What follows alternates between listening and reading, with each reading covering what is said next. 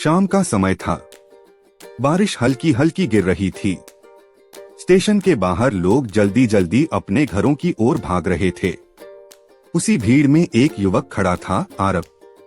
हाथ में एक पुराना सा बैग, आंखों में थकान और चेहरे पर एक अजीब सी उदासी।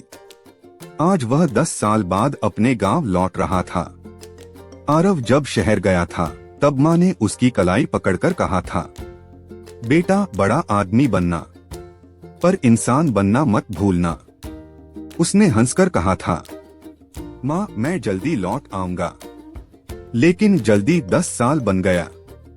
शहर ने उसे सब कुछ दिया, नौकरी, पैसा, नाम, बट माँ उससे बहुत दूर छूट गई। गांव पहुंचते ही आरव का दिल जोर जोर से धड़कने लगा। वही कच्ची सड़कें, वही पीपल का पेड़, वही मंदिर की घंटी, सब कुछ वैसा ही था। बस एक चीज नहीं थी, माँ की आवाज। वह तेज कदमों से अपने घर की ओर बढ़ा। टूटा फूटा सा घर, जिसकी दीवारें समय के साथ और कमजोर हो गई थीं। दरवाजा खटखटाया, कोई जवाब नहीं। पड़ोस की काकी बाहर आईं। आरव को देखते ही उनकी आंखें भर आईं। अरे आरव, तू आ गया बेटा? आरव ने घबराकर पूछा। काकी, माँ कहाँ है? काकी की आवाज कांप गई। बेटा, तेरी माँ अब इस दुनिया में नहीं रही। आरव के पैरों तले जमीन खिसक गई। ये कैसे हो सकता है? माँ तो मेरा इंतजार कर रही होंगी। काकी ने उसका कंधा थामा। तेरी माँ हर दिन दरवाजे पर बैठकर तेरा रास्ता देखती थी। हर डाकिये से पूछती, मेरे बेटे की कोई चिट्ठी आई? आरव अंदर गया। घर सूना था। माँ की चारपाई वैसी ही पड़ी थी।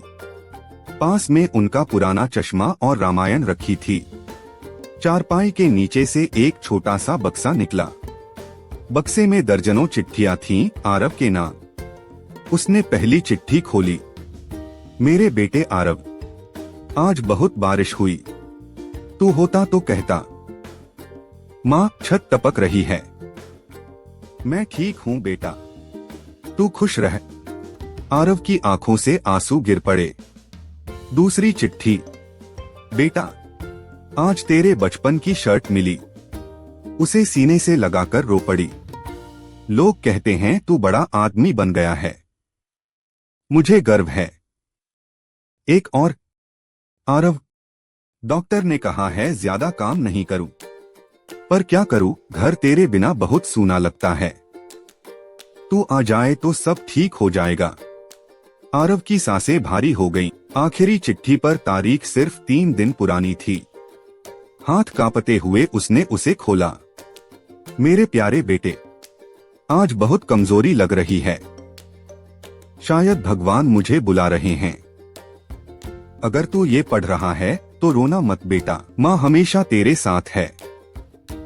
एक बात याद रखना, पैसा देर से मिले तो चल जाता है, पर माँ देर से मिले तो कभी नहीं मिलती।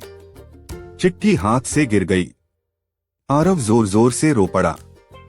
वह फूट फूट कर रोया, जैसे 10 साल का दर्द एक साथ बाहर आ गया हो। अगले दिन आरव ने माँ का अंतिम संस्कार किया। पूरे गांव की आंखें नम थीं। वह वहीं बैठा रहा, चुप, खाली, टूटा हुआ। शहर की नौकरी, बड़ा घर, गाड़ी, सब बेकार लगने लगे। कुछ दिन बाद आरव ने एक फैसला लिया। उसने शहर की नौकरी छोड़ दी। गांव में ही रहने लगा। माँ के घर को ठीक कराया। बच्चों के लिए एक छोटा सा स्कूल शुरू किया। हर शाम वह उसी दरवाजे पर बैठता जहां माँ बैठा करती थी, और हर रात वह एक चिट्ठी लिखता, माँ के नाम। कहानी से सीख, माँ बाप का प्यार कभी शर्तों में नहीं बंधता। समय रहते रिश्तों को संभाल लो, क्योंकि चिट्ठियां पढ़ी जा सकती हैं, पर माँ की आवाज कभी वापस नहीं आती।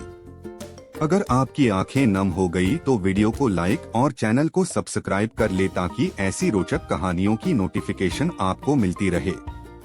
धन्यवाद। ईश्वर आपके परिवार को सलामत रखें।